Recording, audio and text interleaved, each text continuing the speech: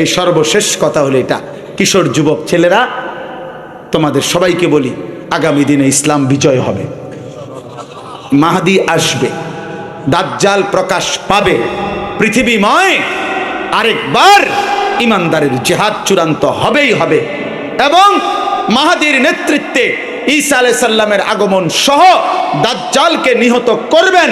বিশ্বময় ইহুদিদের শেষ ব্যক্তিটাও নিশ্চিহ্ন হবে, আরেকবার পৃথিবীময় কালেমার পতাকা উড়বেই উড়বে, ইসলামের খেলাফত প্রতিষ্ঠিত হবেই হবে। কিন্তু দেখার বিষয় হলো ওই আসমানওয়ালা যাকে চান তাকেই কালেমার বিজয়ের জন্য, ইমানের বিজয়ের জন্য নেবেন, যাকে চান নেবেন না। অতএব তুমিও দোয়া করো, আমিও দোয়া করি, আল্লাহ হয় আমাকে নয় আমার বংশধরকে আগামীর ইমানের বিজয়ের জন্য আপনি নিয়েন না। আমার আল্লাহ চাইলেই নেবে।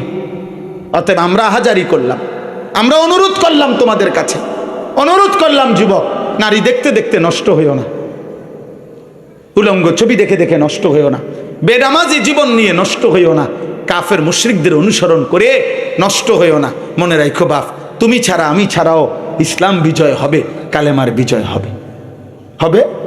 কথা বলে না? আবু জেহেলকে ছাড়া ইসলাম বিজয় হয়েছে? আবু লাহাবকে ছাড়া ইসলামের বিজয় হয়েছে? তো তোমার আমার ছাড়াও। কিন্তু যদি আল্লাহ করে না নেয়, আমরা ব্যর্থ কিনা? তখন ব্যর্থ হবে কিনা? অতএব আমরা প্রত্যেকেই ইনশাআল্লাহ আল্লাহকে চিনি, আল্লাহকে ডাকবো, আখিরাতের ফিকির করব, 5 ওয়াক্ত নামাজ পড়ব, বলেন ইনশাআল্লাহ। আল্লাহ তাআলা এই মাহফিল কবুল করেন, 2 দিনের এই যাবতীয় ইন্তজামের মধ্যে আল্লাহ ভরপুর বরকত দান করেন, আমিন।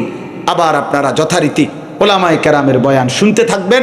আল্লাহ তাআলা আমাদেরকে কবুল করেন, আমিন। সুবহানাল্লাহি ওয়া বিহামদিহি।